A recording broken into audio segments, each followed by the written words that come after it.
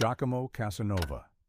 His very name has become synonymous with the tireless seducer, a symbol of Venetian hedonism and the embodiment of carefree freedom.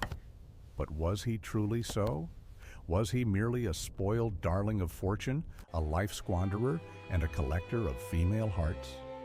Or did something else lie hidden behind the glossy facade? Born in Venice in 1725, Giacomo Girolamo Casanova was the son of actors, left to fend for himself soon after birth. With no money or influential patrons, only a sharp mind and boundless ambition, he was a nobody who dreamed of becoming everything. He roamed across Europe, from Paris to St. Petersburg, from London to Istanbul. He posed alternately as an alchemist, a Freemason, or a diplomat. He wove intrigues, struck deals, gambled, extorted money, and of course, seduced women, not always out of passion, but often for calculation, survival, or social advancement. His life was a continuous series of adventures, where each new mask served but one purpose, to gain influence and wealth. He became the embodiment of the 18th century, its spirit of freedom, enlightenment, and at the same time, incredible hypocrisy. Casanova became a legend in his lifetime and after his death, a myth, immortalized in his multi-volume memoirs. It was these memoirs, the story of my life, written in his later years, that gave the world the image of Casanova we know. They were published posthumously in the early 19th century and instantly became a bestseller. But what if these memoirs were not just a candid account, but a grandiose, his last mystification? Forget the romantic allure. Forget the soulful lover. Giacomo Casanova was more than just a seducer. He was a brilliant con artist, a masterful manipulator, and an unparalleled survivalist, whose romantic escapades were merely one of the tools in his arsenal for conquering the world. His true talent lay not in seduction, but in the art of turning lies into truth, and himself into someone he never truly was. Where did this phenomenal talent for self-reinvention, this obsession with masks and roles, come from? The answer lies at the very beginning of his journey, in the abyss of loneliness that yawned beneath the glossy facade of his future life. Abandoned by his actor parents, Giacomo was left in the care of his grandmother, Margia Baldi. Strict yet loving, she tried to instill in the boy the foundations of virtue and order, but her efforts were a weak barrier against the encroaching chaos. The lack of maternal affection, his father's constant absences, and their touring life created a colossal void in the child's soul, a hunger for attention and recognition that, perhaps, would never be satisfied. He understood too early the world was not waiting for him with open arms. His place in it was precarious and uncertain. It had to be conquered, or rather, invented. From a young age, Giacomo displayed astonishing sharpness of mind, a phenomenal memory, and an insatiable thirst for knowledge. He was sent to a seminary where he devoured law, medicine, philosophy, Latin, and Greek. He was a true prodigy, capable of absorbing vast amounts of information with incredible speed. But this brilliant erudition did not bring him a sense of security or belonging. On the contrary, it only reinforced his feeling of exceptionality and, simultaneously, his alienation from a world that seemed so predictable and boring. He was too smart to simply follow the rules. His first life lessons were harsh, and attempts to find his place in traditional institutions, the church and then jurisprudence, resulted in bitter disappointments. He saw the hypocrisy, corruption, and injustice that permeated so-called respectable societies. Each time the system rejected him or tried to confine him within its rigid boundaries, his conviction grew: to survive and succeed, one must play by one's own rules. Or, more accurately, without rules at all. These failures, these clashes with reality, became catalysts that shaped his cynical attitude towards the world, his inner rebellion. It was then, in his youth, when traditional paths were closed or unacceptable, that an irreversible shift occurred in Casanova's consciousness. He realized that his true capital was not knowledge or virtue, but his intellect, his charm, and, most importantly, his unique ability to transform himself. He began consciously constructing himself, trying on one persona after another, like a seasoned theatrical director creating the perfect character. At 21, after another scandal that ended his ecclesiastical career and a short but instructive stay in prison, he made a definitive decision. He would live as a free artist of his own destiny, reinventing himself every day, every hour. This was not just a choice, it was effectively a sentence to an endless game where he himself was the director, the main actor, and the eternal spectator of his own constantly changing image. This was the point of no return, after which Giacomo Casanova ceased to be merely a man, transforming into a legend of his own making. This path, which began with deep inner emptiness and a keen awareness of his own vulnerability, turned him into a virtuoso of deception, a genius of intrigue, and an unparalleled master of self-presentation. Every mask, every deception, every adventure was not just a means of profit or fleeting pleasure. It was a desperate attempt to fill that very void, to gain the recognition, love, and status he so fatally lacked in childhood. He didn't just seduce women or extort money, he conquered worlds, created his own parallel reality where he was always at the center, always desired, always successful. It was his personal grandiose spectacle of survival played out on the vast stage of all Europe.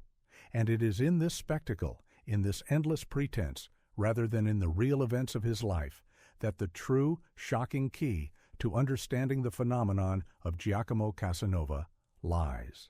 The 18th century itself was a grand stage, perfectly suited for such a virtuoso of mystification.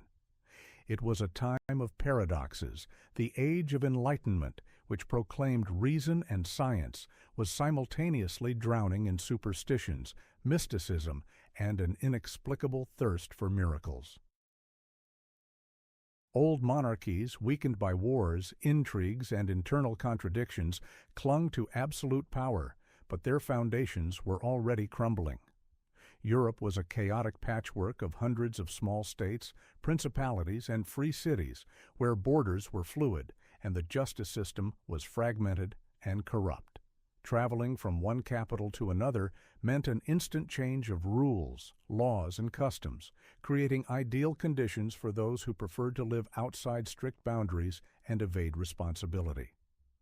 A criminal merely needed to cross a border to start with a clean slate, and a newly minted count or alchemist could find a new, naive audience. The economic landscape was also undergoing radical changes, becoming increasingly dynamic and less predictable. Capitalism was emerging, the bourgeoisie was accumulating fortunes through trade and finance. But the old aristocratic elites, accustomed to luxury and idleness, often found themselves on the verge of ruin. Their lands yielded less income, while the costs of maintaining status rapidly increased. They desperately sought easy money, quick solutions to financial problems, not shying away from state lotteries, dubious investments in overseas ventures, or even associating with charlatans in the hope of finding the philosopher's stone or the formula for eternal youth. The thirst for enrichment was mixed with naivety and a complete lack of financial literacy. Nobles, burdened by debt and obsessed with preserving a show of grandeur, were easy prey for those who promised untold riches or miraculous elixirs. The social atmosphere was permeated with a longing for novelty, exoticism, and thrills. The bored aristocracy craved entertainment, gossip, and intrigues of any kind. Salons became centers of intellectual and social life, where anyone who could dazzle with wit, erudition, a mysterious story, or even a hint of connection to powerful figures gained access to high society. Old-class barriers were gradually blurring, and origin was no longer the sole ticket to the top. It became possible to climb the social ladder not through birth, but through intelligence, charm, connections, and, of course, the ability to put on a show. Secret societies, Masonic lodges, Rosicrucian fraternities opened, promising their members secret knowledge, influence, and fraternal support. These closed circles, full of rituals and symbols, attracted both aristocrats and nouveau riches, creating an ideal space for intrigues, manipulations, and the spread of rumors. In this world, where information spread slowly and was often distorted, and verification was difficult and time-consuming, the ground for deception was incredibly fertile. People lacked critical thinking. They were ready to believe in miracles if these miracles promised solutions to their problems, offered hope for a better life, or simply provided a captivating spectacle. Monarchs and ministers, engrossed in intrigues and diplomatic games, often fell victim to charlatans offering them gold from lead, elixirs of immortality, or secrets of world domination. It was this blend of enlightened rationalism and deep, almost childlike, credulity, this thirst for miracles and quick solutions, that created the unique environment in which Casanova's genius flourished in all its power. He was not merely a product of his time, he was its ideal embodiment, a mirror of its deepest desires and most profound delusions. It was in such a Venice, steeped in superstition and a thirst for miracles, that in 1749 Giacomo Casanova made his first truly sensational move, which elevated him from obscurity to high society. Chance, or rather his acute intuition for opportunity, led him to the old and influential Senator Giacomo Bragadin. The senator suffered from a severe illness and was on the verge of death. Doctors had given up hope.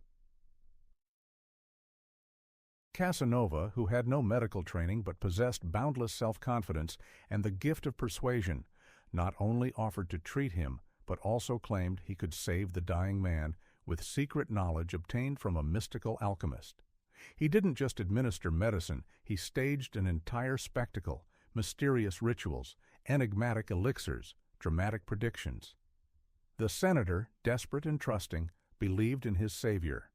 And to everyone's astonishment, Bragadin indeed began to recover.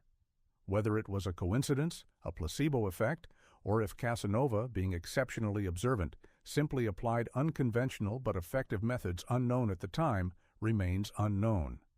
But the result was evident. The grateful senator adopted his savior, granting him a name, money, connections, and, most importantly, unquestionable authority in Venetian salons. This episode became a masterclass in building a reputation from nothing, in using another's despair and belief in the supernatural for one's own advancement. Having gained access to the highest circles, Casanova could seemingly enjoy life, but his untamed nature tolerated no peace. His adventures, sometimes exceeding the bounds of decency and law, led to the inevitable. In 1756, accused of sorcery, heresy, and debauchery, he was arrested and imprisoned in the famous Leeds, the Piombi prison, located under the roof of the Doge's palace, from which escape was considered impossible. But it was here, in conditions of utter hopelessness, that his true, phenomenal talent for survival and manipulation emerged. For 15 months he devised an escape plan, demonstrating superhuman endurance and ingenuity. He managed to convince a cellmate to help him, punched a hole in the ceiling, and then, through attics and roofs, under the cover of night, made a daring escape. This was not just a prison break, it was an act of supreme skill in self-liberation, which instantly transformed him into a living legend. News of his incredible feat spread throughout Europe, making his name a byword for freedom and an indomitable spirit. He didn't just escape, he created a myth about himself as a man capable of overcoming any obstacle, even the most insurmountable. After this triumphant escape, which only solidified his reputation as an elusive genius, Casanova traveled to Paris. The city of lights, mired in debt and intrigue, awaited its moment. Here, in 1757, he pulled off one of his most extensive and profitable financial operations. Posing as an influential diplomat and economic expert, he charmed the Marquise de Pompadour and King Louis XV, convincing them to establish a state lottery.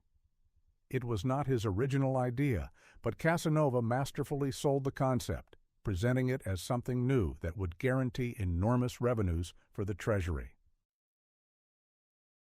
He not only designed the lottery system, but also, using his connections and unparalleled charm, attracted investors and ensured its incredible popularity. The lottery brought vast sums to the treasury, and to Casanova himself, a substantial commission, recognition, and even greater weight in high society. He became not just a participant, but the architect of a large-scale financial scheme, demonstrating that his talent for deception extended far beyond personal intrigues and romantic escapades. He knew how to create entire systems based on human greed and the desire for easy money and profit from them, playing the role of a respectable statesman. These early but telling triumphs, from the miraculous healing of the senator to the daring prison escape and the creation of the state lottery, laid the foundation for his future life, proving that for Giacomo Casanova, the world was merely a huge stage where he could play any role, invent any reality, and always emerge victorious, as long as the audience believed in his performance. The world truly was his stage, but Casanova didn't just perform on it. He was its director, playwright, and principal, ruthless critic. Every interaction, every escapade, was a meticulously planned operation based on a profound understanding of human psychology and a masterful command of manipulation. His personal arsenal was truly boundless. First and foremost, there was his phenomenal charisma. Not just charm, but the ability to instantly captivate, inspire trust, and create an aura of exceptionalism around himself.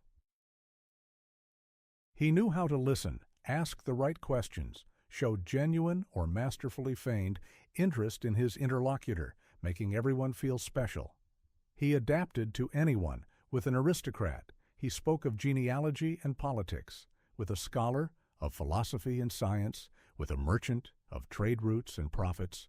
With a woman, of love and poetry. This was not mere erudition, but the exquisite art of adaptation, allowing him to enter any door and become at home in any company. He was a social chameleon, changing not only the color, but also the texture of his skin to perfectly blend with his surroundings. Second, and no less important, was his deep understanding of human weaknesses and desires. Casanova saw through people. He unerringly recognized greed, vanity, fear, despair, naivete, and, of course, the yearning for love or miracles. He played on these strings with the virtuosity of a maestro. He promised kings untold riches through lotteries or alchemy, nobles elixirs of eternal youth or the philosopher's stone, and women passionate love and eternal adoration, which often concealed only calculation and a desire for gain. He didn't just deceive, he gave people what they desperately wanted to believe, becoming for them the embodiment of their secret hopes and fantasies. His techniques of influence were multifaceted. He skillfully employed the creation of buzz and an aura of mystery. Never revealing all his cards, he always left a certain ambiguity, a hint of hidden connections, secret knowledge, or incredible adventures. This fueled interest, made people wonder who he truly was, and created a mystical aura around him. He could appear out of nowhere with a mysterious smile and rumors of his exploits, and this instantly attracted attention. Casanova was also a master of selecting and creating experts. He himself became such an expert, as in the case of Senator Bragadin, where he acted as a mystical healer, or in Paris, where he presented himself as a financial genius. But he also knew how to use nominal figures or even accidental coincidences to lend an appearance of legitimacy to his schemes. What mattered was not real knowledge, but the perception of knowledge, the appearance of authority. Finally, his personal capacity for adaptation and improvisation was truly legendary. Faced with an obstacle, he did not retreat, but instantly reconfigured his plan, found workarounds, and turned a threat into an opportunity. The escape from Piombi is the clearest proof of this.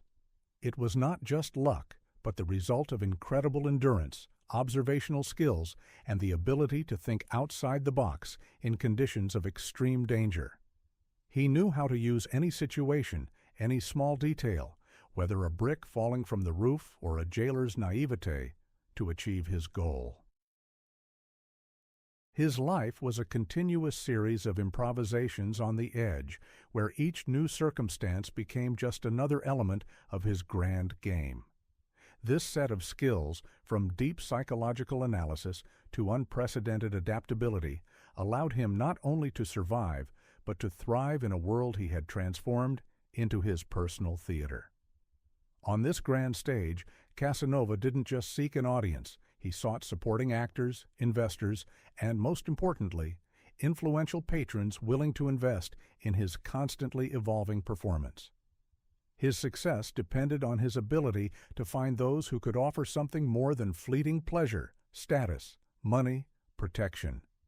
And he masterfully exploited the weaknesses and aspirations of these individuals, turning them into his unwitting allies. The Venetian senator Giacomo Bragadin became the first and perhaps most significant of these patrons.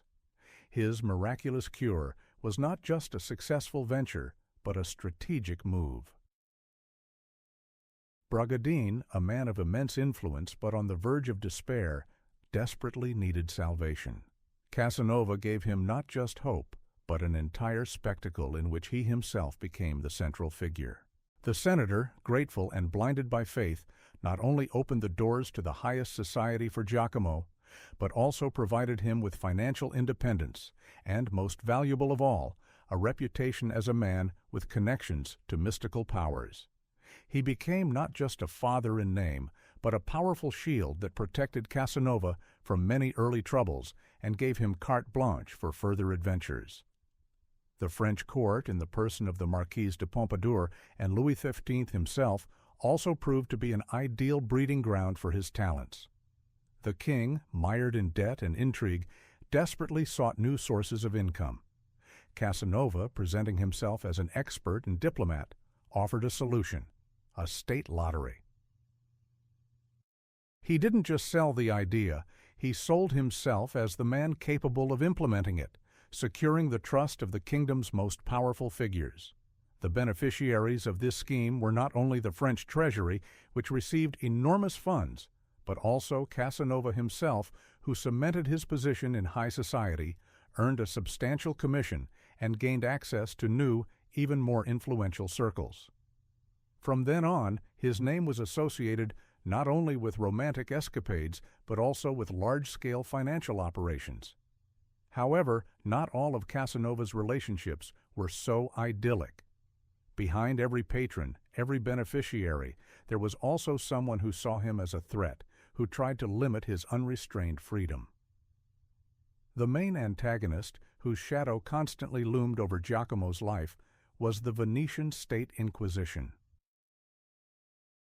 This powerful secret organization, known as the State Inquisitors, was the embodiment of the very old, rigid order that Casanova so despised and from which he sought to escape. Their primary task was to maintain the moral purity and political stability of the Republic, and their methods were ruthless. Unlike many other European inquisitions, the Venetian one focused less on religious heresies and more on combating any manifestations of freethinking, Freemasonry, sorcery, and, of course, debauchery, which could undermine the authority of the state. For them, Casanova was the living embodiment of everything they sought to eradicate. His audacity, his ability to infiltrate the most exclusive circles, his disregard for conventions, his rumors of engaging in alchemy and connections with secret societies, all of this made him an ideal target. He was a threat not only because of his schemes, but because of his very existence, his defiant freedom in a world where every step had to be regulated. It was the state inquisitors, not the deceived moneylenders or outraged husbands, who initiated his arrest in 1756. The charges of sorcery, heresy, and debauchery were merely formalities. The true reason lay in his uncontrollability, his unwillingness to conform, his ability to influence the minds and purses of the aristocracy, bypassing traditional channels. For the inquisitors, Casanova's imprisonment in the Leads was not just a punishment, but an attempt to completely break his will, to erase him as a person, to deprive him of the opportunity to continue his game. It was a direct confrontation between the absolute freedom of one man and the absolute power of the state. And although Casanova managed to break free from their shackles, this experience left an indelible mark on his soul, making him realize that even the most masterful player cannot ignore the rules set by those who possess true power.